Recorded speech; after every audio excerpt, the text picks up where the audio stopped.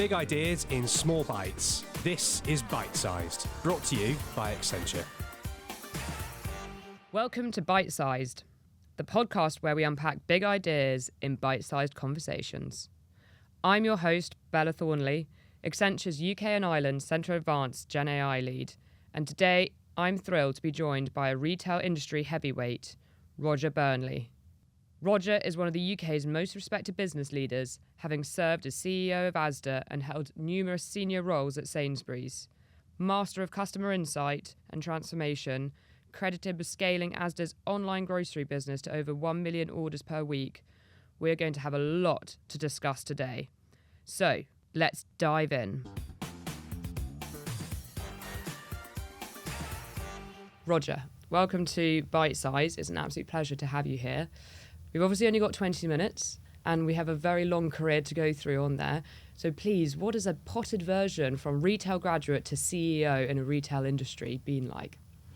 Gosh, okay. About 1 million years ago, I was indeed a retail graduate, starting off on the shop floor and then quickly going around every function, as you might expect. So I had the opportunity to move around, and now I would always tell young people or graduates joining a business, when you have the opportunity to move sideways and you've got the opportunity to move up, move sideways, try new things. It will stand you in good stead. I've always wanted to know, this is a question, what data do you use to identify where you're going to put new stores? New stores is very much about population density, current profile of retailers in your sector and not. It can be handy to be alongside competitors. It can be problematic to be alongside competitors. Demographic, that can mean very different things depending on your brand. And so, yeah, you ask a good question because a lot has to go into the site of a store. The UK is pretty saturated now from a grocery perspective, and it is actually population growth which is the main fuel of the market to continue to grow. Amazing. And that's obviously why it's so important to stay customer first as well and build that sort of loyalty and branding. Yeah. But also what makes it so complicated and so complex as an industry, because there's so many considerations and so much competition as well with that. Yeah, like most businesses, it is so important to try and appear simple to the customer and in terms of the proposition.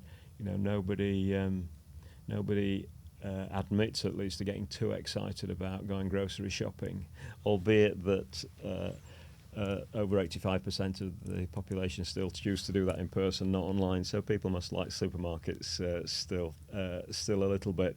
But it's amazing how sometimes we make it complicated when it's not. And as I say, the beauty is having all that supply chain complexity, ranging complexity, marketing, store operations, culminating in a pretty standard, simple offer to the customer.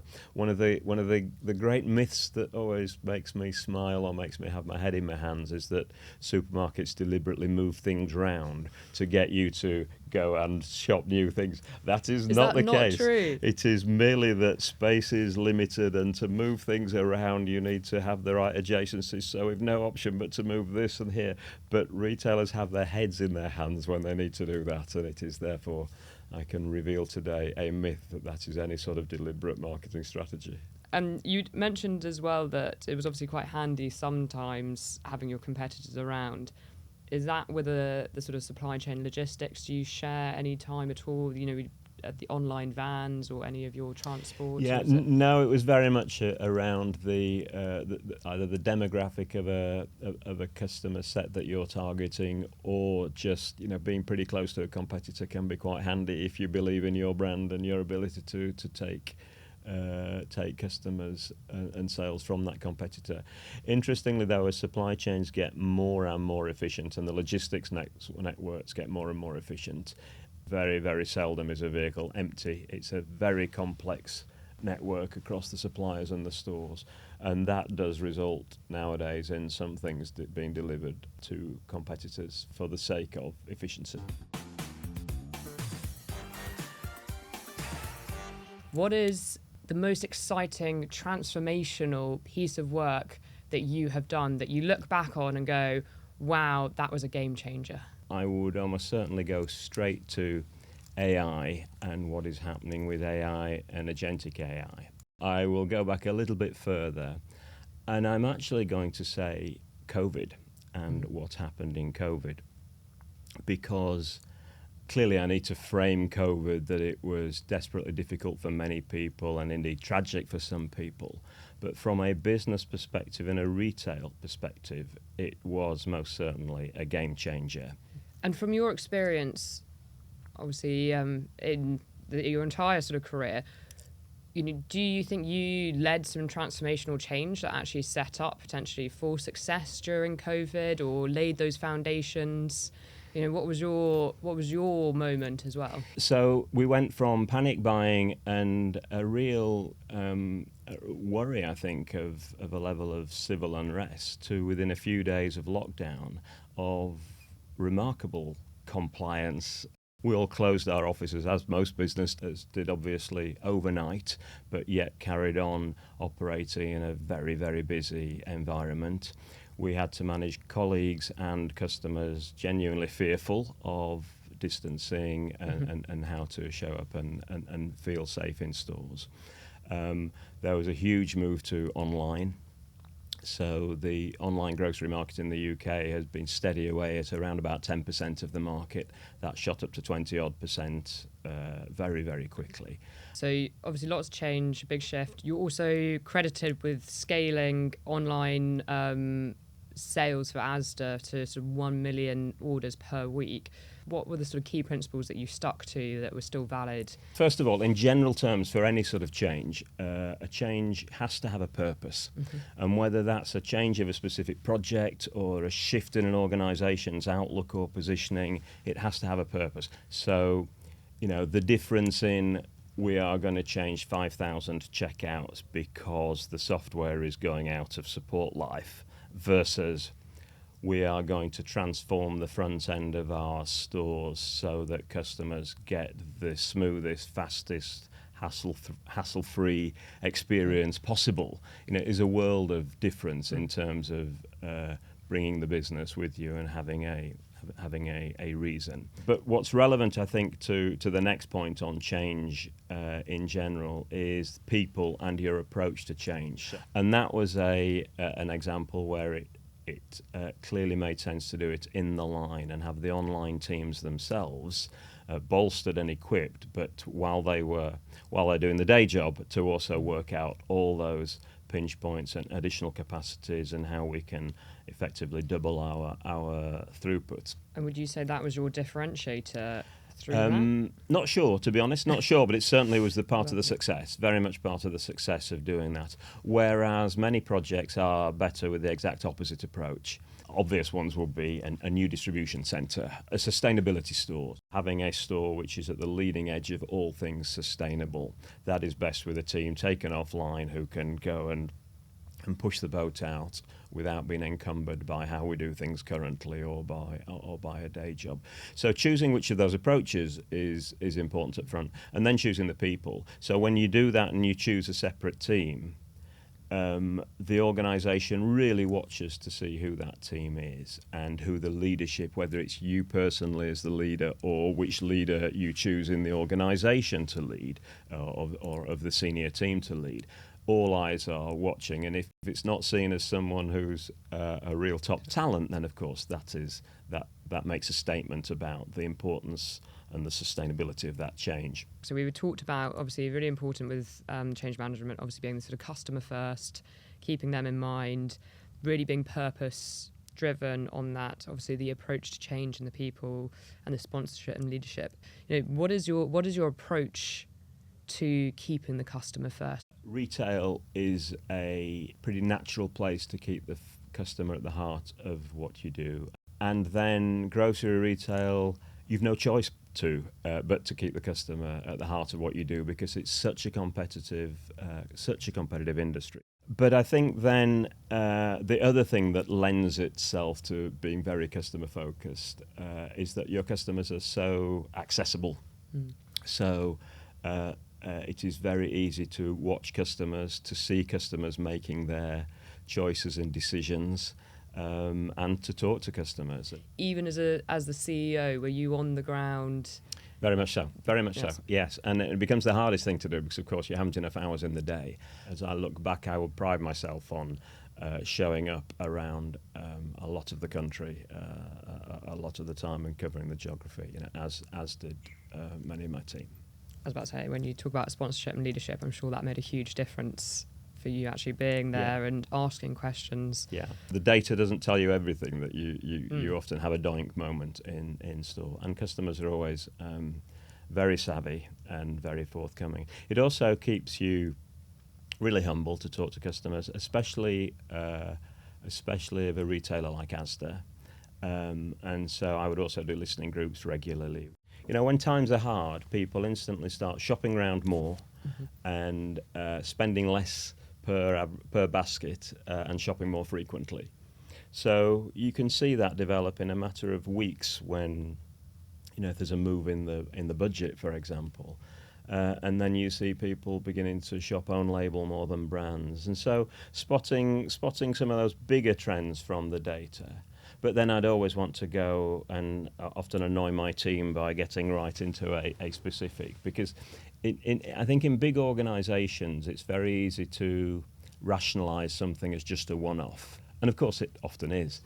So I used to always have the approach, which was undoubtedly quite annoying for my team a lot of the time, which was, if I've seen something twice, then we may have an issue, and if I've seen something 3 times, then we definitely have. It's okay to fail, fast fail and move on, or even it's invariably only the CEO who is going to say we're getting this wrong, or life has moved on, and to stop a project where quite a bit of money's already been sunk. And that's okay too. So it is things not having a purpose and not being customer centric. And then the people, as I said, if you don't have your best people on something, if it seems to fade from the corporate priorities and the leadership priorities, you see that so often. I also think projects that have a really, really long delivery time. Some inevitably, big systems, platform change, or distribution centres, and can we turn something into bite-sized chunks where we can see the end game a little bit sooner, and that's why you're on the Byte-Sized podcast. Bite-sized chunks on the Byte-Sized podcast. Yeah, very interesting. How do you keep it smaller and really keep that value? You've just got to keep giving people context, and colleagues are not daft, and they might not always like what they're hearing, but they get it. If they have the context for a change, they will, they get it. Whether that's we have to be more efficient in these 2 or 3 areas because the competition are, and we need to be able to invest every last penny in price because the discounters are being so competitive now. Whatever it is, turning it back to giving people the context.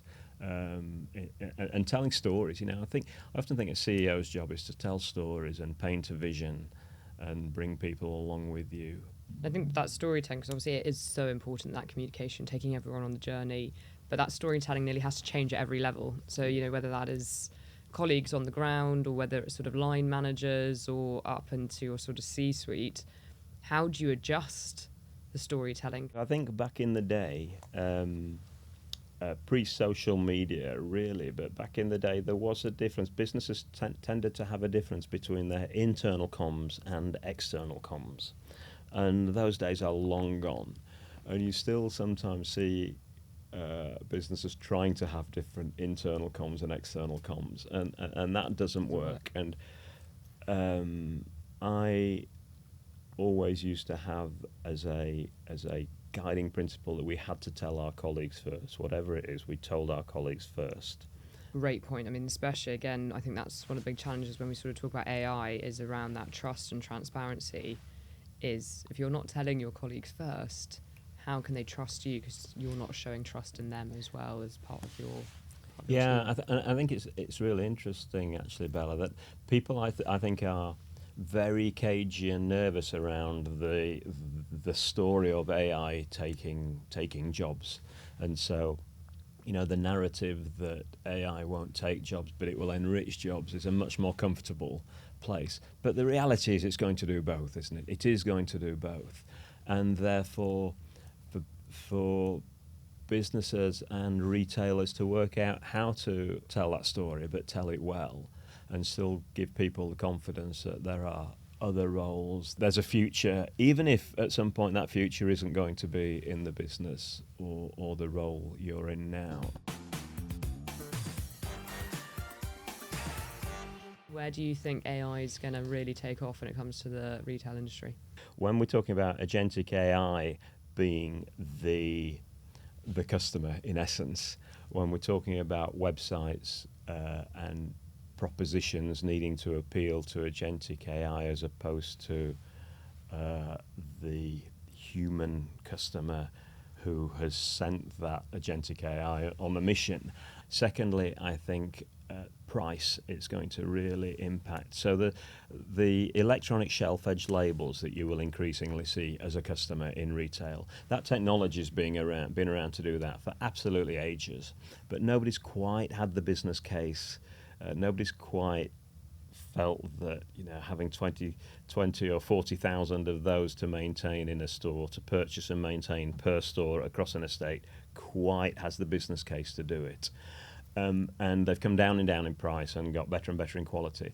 So being able to have fantastic front-end customer availability from the smallest possible working capital inventory, I think that is getting better and better and really will. And AI will, in the background, is having a really big impact there. Roger, thank you so much for joining us today and for emphasising the importance of proper change management, even as we move into the future of AI. This was Byte-Sized, and I hope you enjoyed listening. Until next time.